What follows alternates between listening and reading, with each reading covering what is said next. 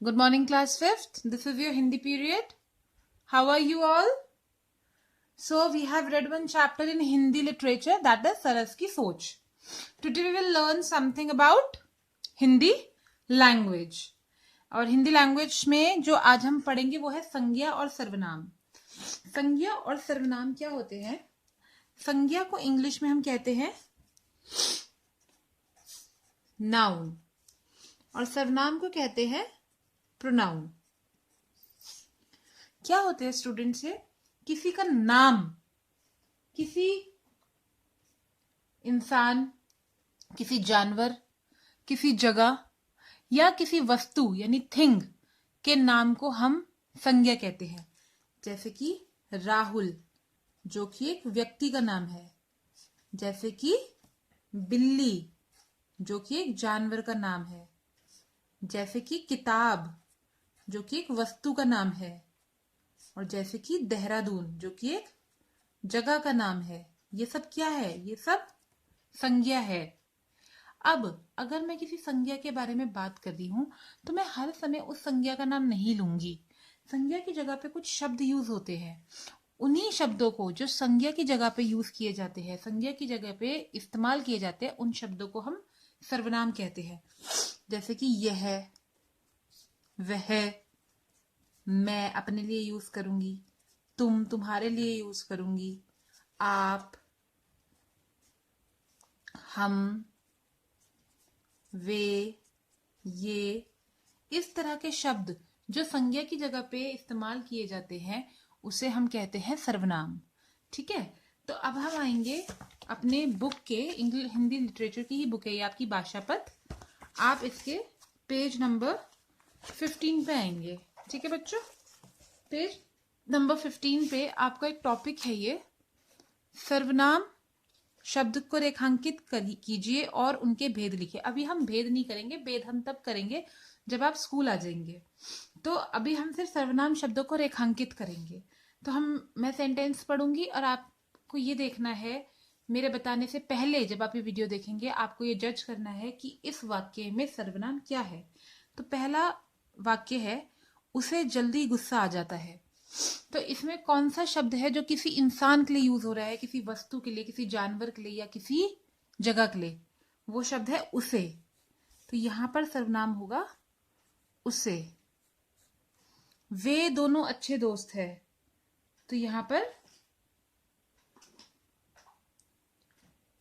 सर्वनाम है वे. क्या तुम मुझे चोर समझते हो? तो यहां पर सर्वनाम है तुम और मुझे, क्योंकि तुम तुम्हारे लिए होता है, मुझे मेरे लिए. तो यहां पर सर्वनाम होगा तुम और मुझे. कुछ बच्चे उससे नाराज रहते हैं. तो यहां पे सर्वनाम क्या है? कुछ. जो कुछ बच्चों के लिए इस्तेमाल हो रहा है, बच्चों के नाम के लिए इस्तेमाल हो रहा है ये शब्द.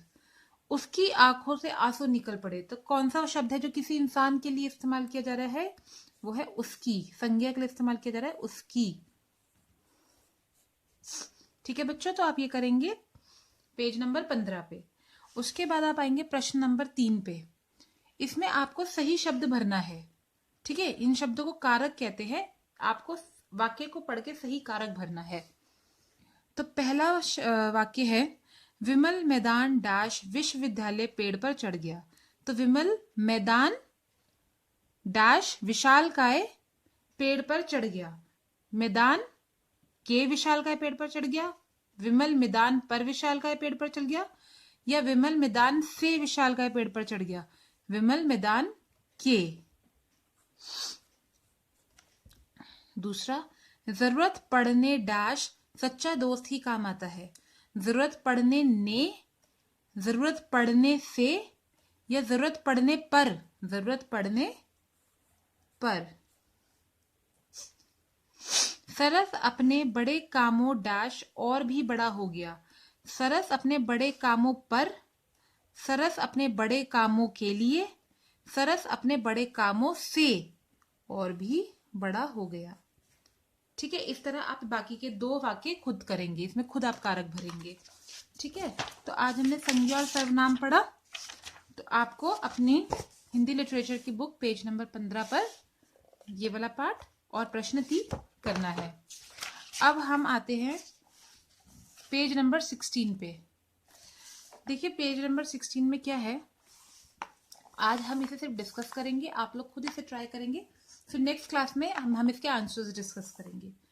गतिविधियां, निम्नलिखित को पढ़िए और प्रश्नों के उत्तर लिखिए। ये एक पैराग्राफ है, आपको इस पैराग्राफ को पूरा पढ़ना है 2 बार अच्छे से समझकर। जब आप ये पैराग्राफ पढ़ लेंगे तो इससे रिलेटेड कुछ क्वेश्चंस नीचे दिए गए हैं, आपको इन क्वेश्चंस के आंसर्स अपनी कॉपी में लिखने हैं। ठीक है, आप इसे ट्राई करेंगे, हम भी ये क्वेश्चंस करेंगे, सारे करेंगे मंडे को या ट्यूसडे को हमारी क्लास में। लेकिन उससे पहले आप सब ये पढ़ के आंसर्स लिखने की कोशिश करेंगे और मुझे सेंड करेंगे, ताकि मैं चेक कर पाऊँ कि किस बच्चे ने आंसर सही लिखा है और किसने गलत लिखा है। चाहे सबके भी सही होंगे तो भी हम ये एक्टिविटी दोबारा एक बार करेंगे। ऑलराइट क्लास, तो ये आज आपको काम करना है। Till then take care, stay healthy and keep learning. Bye bye.